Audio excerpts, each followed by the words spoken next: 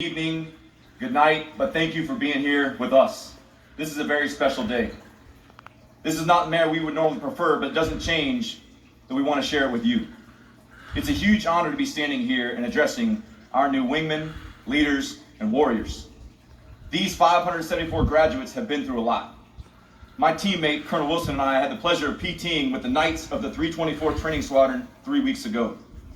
I had the honor to speak to them in the room right behind me just 13 days ago, and I challenged them to stay hungry for this moment, for their chance, for their opportunity, and I told them to not let it slip. And here they are. Here you are. You came here to basic military training for many reasons. Maybe it was to get out of a bad situation, to see the world, to get an education, to continue a family tradition, to make a sibling proud, or to provide for your family. With each reason, it was fueled by the idea that something better was out there, and you were on a quest to find it. And again, here you are. There was one word I asked you to become sick and tired of being called. What was it? Do you remember what was it? Trainees. And today, you will not be called that any longer. I thought about what I could pass on to you as you begin your journey into the Air and Space Force. What I'd like to share is the lessons I've learned since standing in your shoes 22 years ago. It can be summarized by 3 words that I think you've become to know pretty well. Fly, fight, and win. For the past 7.5 weeks, you've been building your wings for the tests and challenges to come. To be able to jump and leap for greatness. Some of you had doubts that you could. I certainly did. Some of you asked the question, what did I get myself into? I did. But you persevered. You proved to yourself that when you apply discipline and teamwork to the talents and skills and abilities that you were born with, you find out that you can truly fly. This is what airmen do. We aim high. Every day we wake up and chase excellence. And we know that of all the duty titles that we may hold in our careers, non-commissioned officer, flight chief, military training instructor, a command chief, or even a commander, the title we must hold the most dear of all of them is an American Airman. This is what bonds us. This is what creates the sword and shield for our nation. Another thing I want you to think about is when I left BMT, I was naive to think that every leader or supervisor that I see would be perfect. That they would always be 100% in line with everything my military training instructor set the example on. However, when I saw something or somebody doing something wrong, I would immediately blame the institution. I would blame the Air Force. I want each and every one of you to pause for a second. I want you to look left. I want you to look right. That is the Air Force. What I failed to realize is the Air Force is not something. It is you. It is me. It is all of us. It is made up of people. People who will make mistakes. There's not a person here today who hasn't made many. It's only human. What we must continue to do is fight for the institution together. To uphold the faith in each other. To stay united and committed to our values of integrity, service, and excellence, which are not values that we just serve by, they are ones that we live by. Values of dignity and respect and genuine care for our wingmen, every single one of them. That is what we fight for. And lastly, I want you to think about winning. Think about the most successful championship sports teams you've ever known. I'm talking about the dynasties. The San Antonio Spurs, the New York Yankees, and even my own Tampa Bay Buccaneers. Hey, a guy can dream, can he? But none of them had anything to do or can touch the United States Air Force. This month we will celebrate 73 years as the most dominant air and space power the world has ever seen. Generation after generation of airmen have raised their hands to continue to ensure our service was always ready to own the high ground. From the soil that we stand on to the outer edges of space. This legacy forms the long blue line of airmen that you are now a part of, where the standard is winning and always being ready to answer the call to defend freedom. But we can and we will be better, and you will take us there. And now it's time to make it official. Congratulations and welcome to the team. To our newest brothers and sisters in arms, I'm proud to call you my fellow airmen.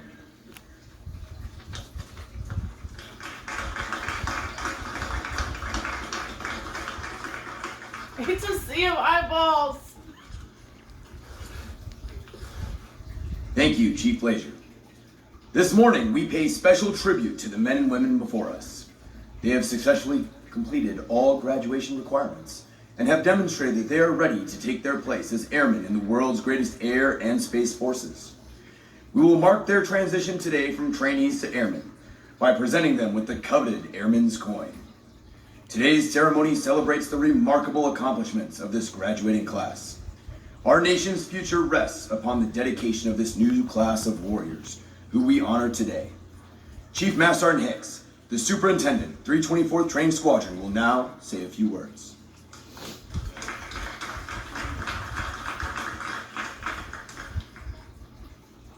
Airmen, I will simply leave you with this.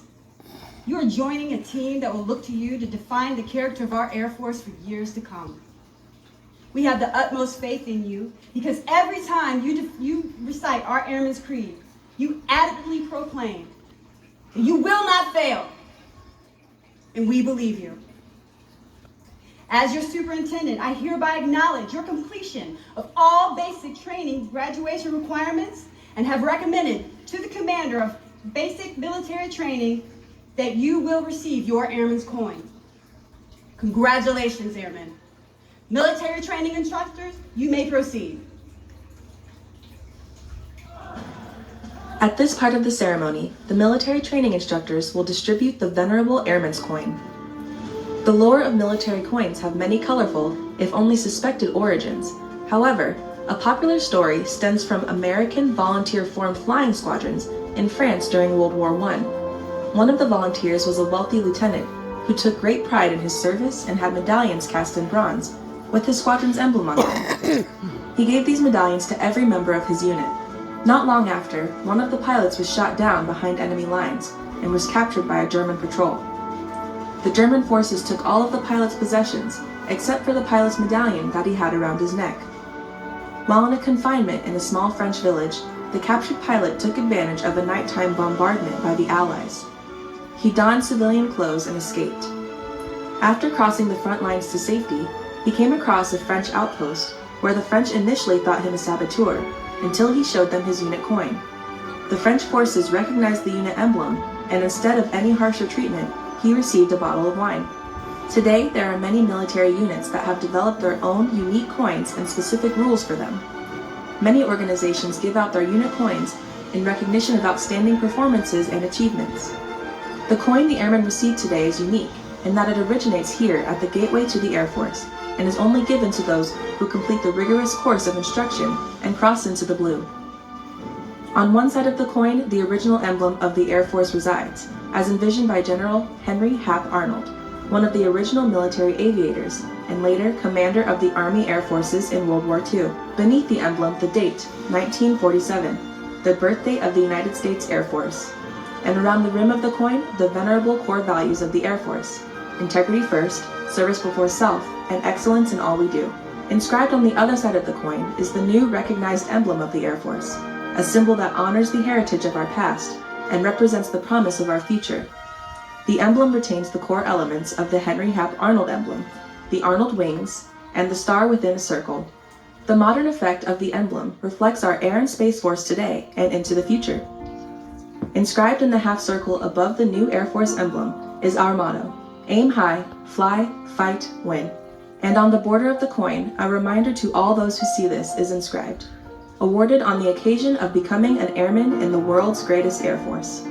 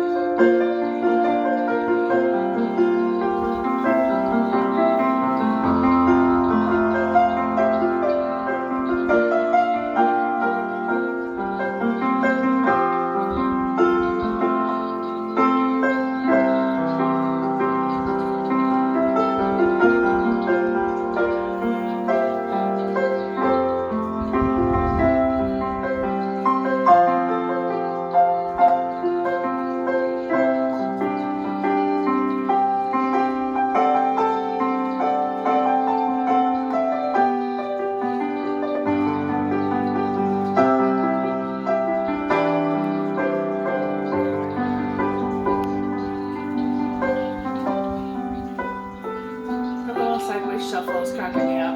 Huh?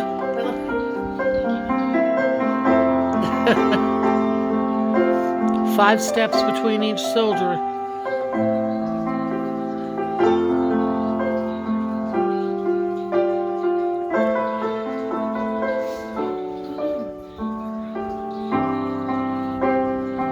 Mostly five.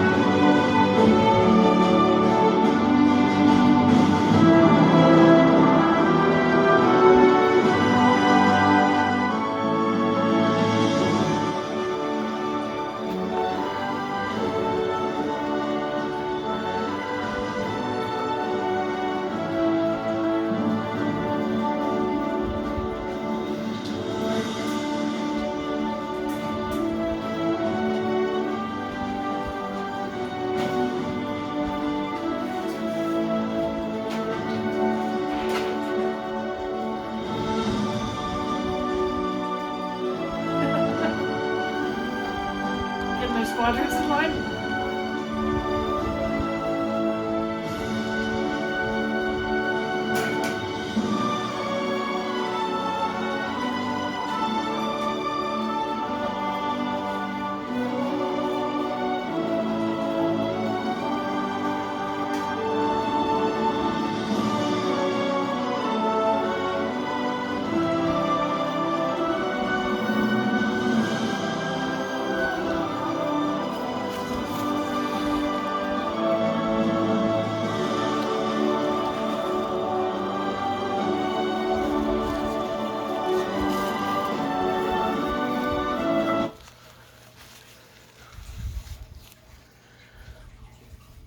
It's enough of that music.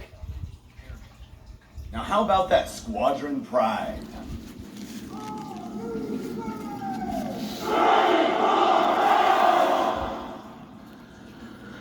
Instructors, place your flights at attention.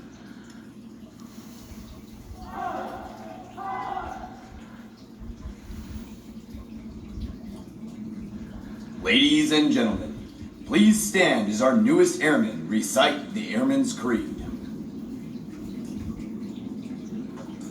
I am an American airman.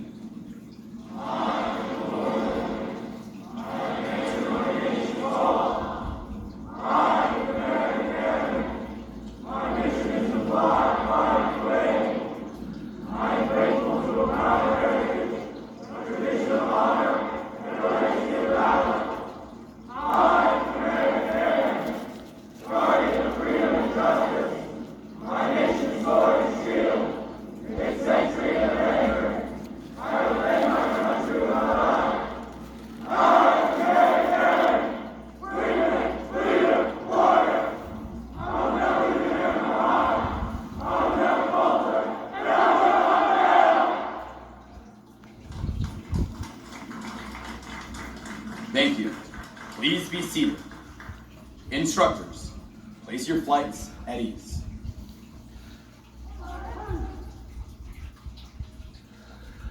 Ladies and gentlemen, the commander, 37th Training Wing, Colonel Wilson.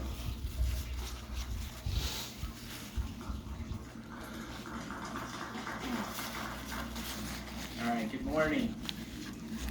First, I need to apologize on behalf of our command team for the Chiefs' comment on the Tampa Bay Buccaneers. That was completely unnecessary. All right, well, I know you're not at liberty to laugh, but hopefully you will later. All right, good morning, Airmen. family members joining us via live stream, and the cadre and the staff of Basic Military Training. Let me begin by saying to the families, we are so happy that you are here joining us today via live stream. While you may not be here physically, please know that you are here in spirit, in our hearts, and in our minds. 7.5 weeks ago, you entrusted us with our nation's treasures, with your sons and your daughters. Your support has pushed these airmen successfully to complete basic military training and join the world's greatest air and space force. I want to take this opportunity to say thank you for your support, your encouragement, but most importantly, for your trust with your sons and your daughters. It is my great honor to address you in a ceremony introducing our 574 newest airmen from the 324th Training Squadron as our newest airmen here today. To you airmen, congratulations. You are joining less than 0.5% of our national populace that has answered our nation's call. During your time here at Lackland and training with the 324th, you've been shaped and you've been molded into the best possible versions of yourselves. As Chief Blazer mentioned, this is very personal for he and I, as we had the opportunity to PT with you, we had the opportunity to address you in formation, he had the opportunity to address you here at the PRC. This is absolutely personal. When we spoke, we talked about making the most out of this challenge, not seeing it as a chore or a task or something difficult, but rather as an opportunity to improve yourselves and to change.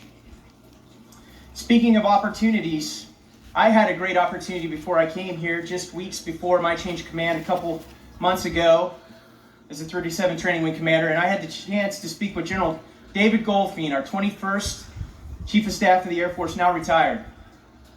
When I spoke with him, I asked him, "Sir, what message would you ask me to send to our newest airmen?" And he asked that I emphasize 2 points. The first, character matters. Character mattered in getting here to BMT. Character mattered throughout BMT. It matters here today, and it will always matter. And second, that competency and what you do is critical to everything. When speaking about character, General Goldfein mentioned that as you rise in rank or responsibility, the more problems you'll have, the bigger the challenges you'll have to overcome. These problems will test your character. Each of you will have to make decisions. Decisions with costs, decisions with benefits, pros, cons. Sometimes they could possibly mean the difference in life and death. But when the time comes, the training that you've received here at basic military training and through your tech training in the future and at your home station, you'll know that you are ready. These choices will be where your character matters most. When faced with the dilemma, ask yourself, will this decision tarnish your name, or will it build trust with your fellow airmen? With each decision, you will realize that living out our core values is a journey. It's not a destination. There is no end. Your character will be put to the test every day, and your cumulative decisions will shape the fate of our force. Now that said, graduation today also signifies your entrance into a very elite force. And you will need to earn that title of airman every single day.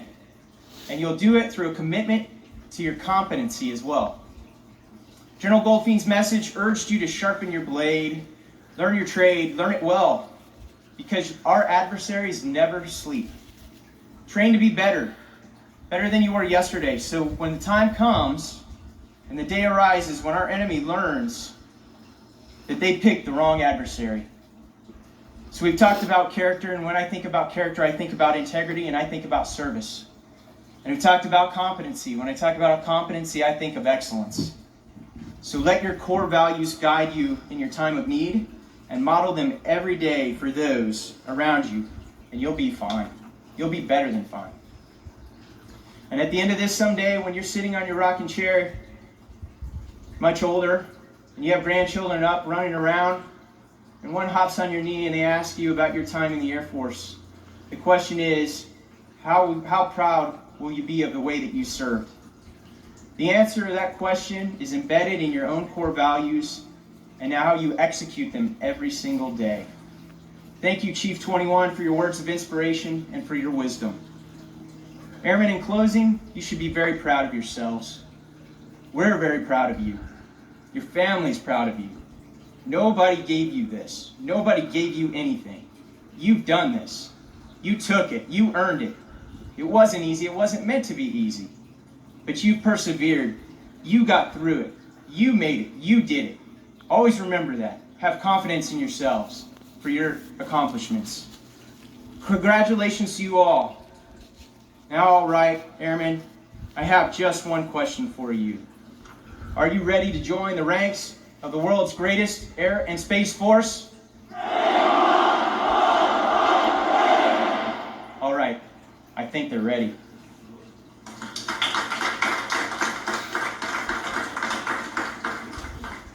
Instructors, place your flights at attention.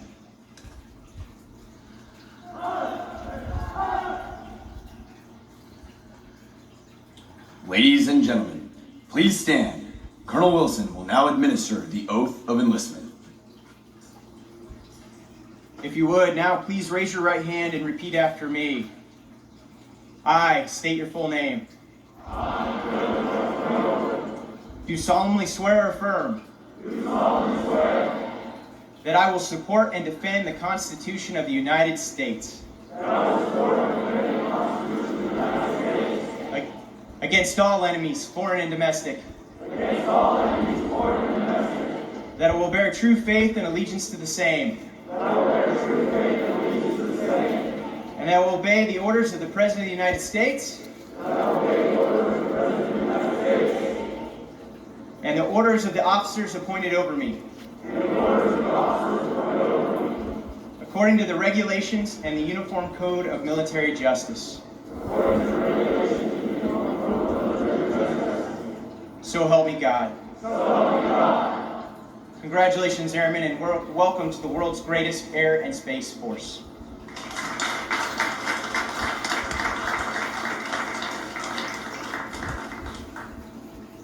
Thank you, Colonel Wilson. Ladies and gentlemen, please remain standing for the singing of the Air Force song and the departure of our official party. 1, 2, ready, sing! Off we go into the wild big yonder, climbing high to the sun. Here he comes, soon to be our comrade, and now give her the gun, give her the gun! Down we die, starting our flames from under, off with one accord. We live and pray, go down and play, hey, nothing can stop the U.S. Air Force.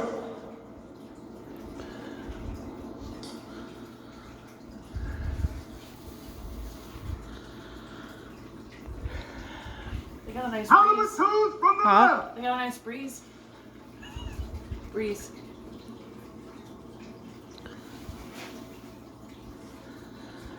Oh.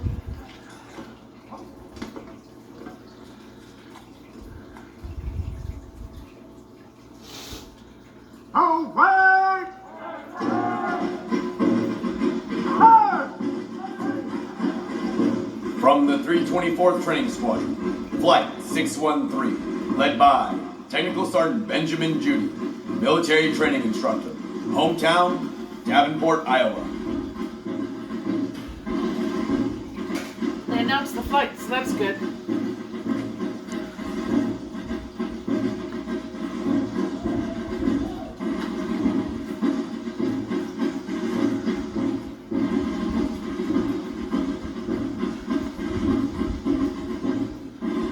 Some of them almost make it look like dance steps.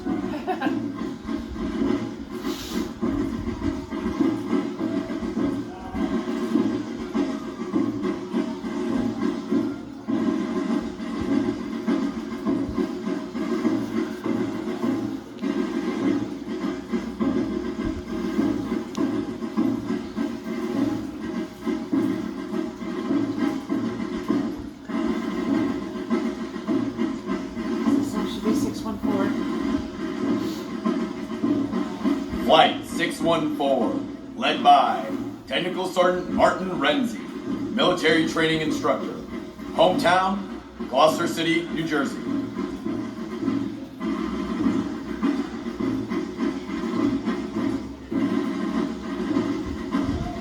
And we're waiting for 17. 17.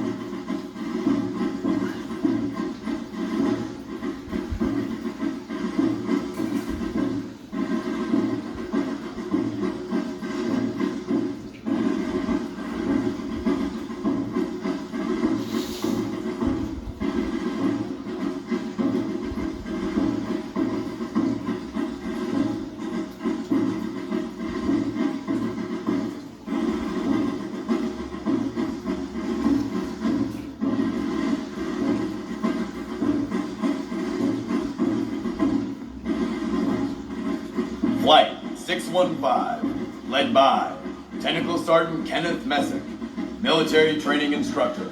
Hometown, Somerville, South Carolina.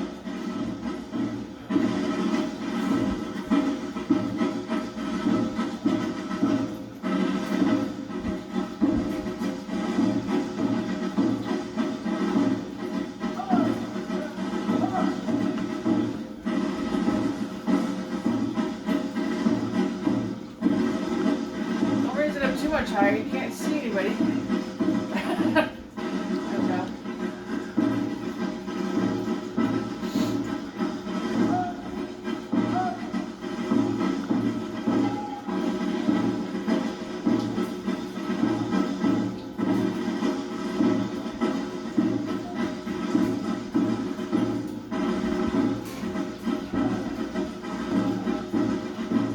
Flight 616, led by Technical Sergeant Michael Griffith, military training instructor.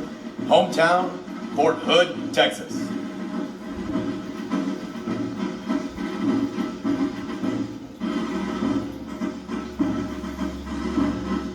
I know the camera guy keeps trying to get the best angle, but he needs to quit moving around.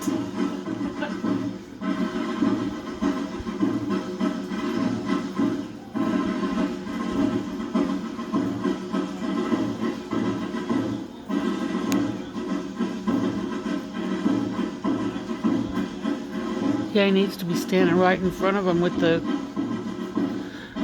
and zoom in a little.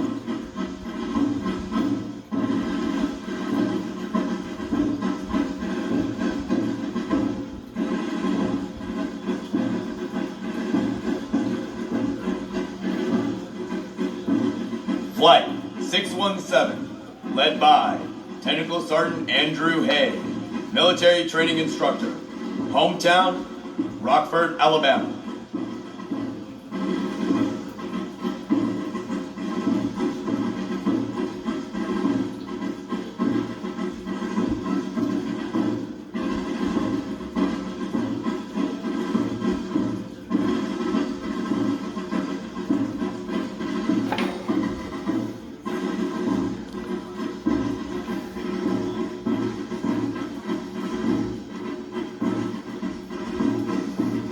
I can't tell.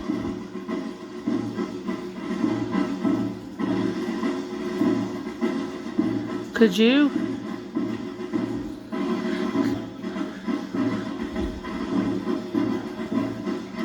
A couple of them I thought I recognized him, but He's got like 2 or 3 people in there that look almost exactly like him. there were like 3 of them Flight 618, that I saw that... led by Technical Sergeant Jackson Deriska, military training instructor.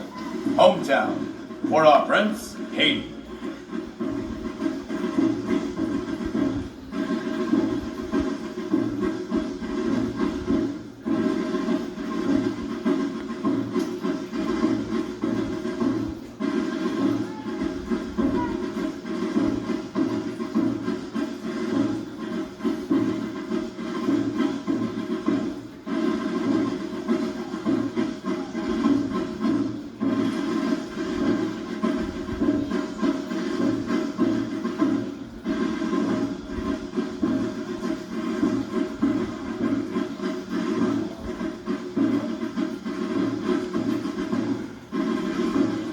Flight 619, led by Technical Sergeant Brooke Hell, Military Training Instructor Trainer, Hometown, Knoxville, Tennessee.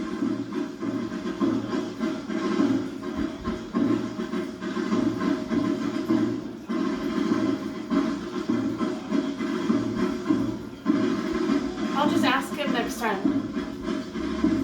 Where were you? If I Wh- count. Which one were you? Yeah. When I talk to him, I'll say, which number were you in line? Because then I can go back and take a picture of it. He'll go, huh? What? I don't know, Mom. Oh, he'll know. He'll know.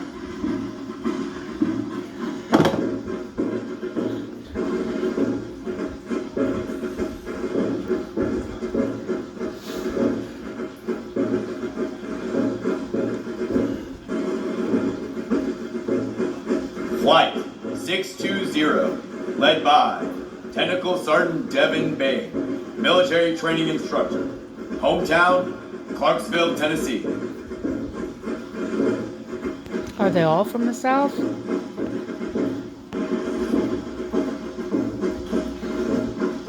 Good number of them. Even a lot of the airmen are from the South and the East Coast. There's not a whole lot of them from West of Texas.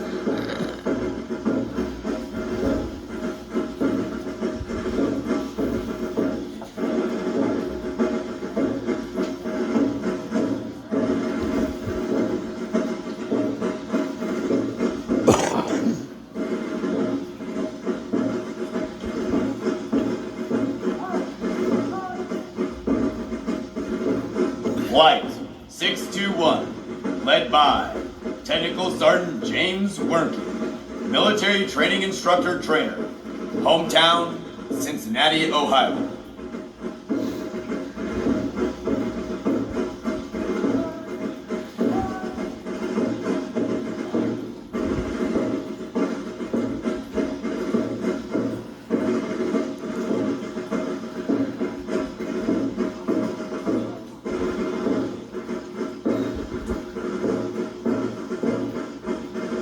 Some of them marching look like they're leaning so far back that Yeah.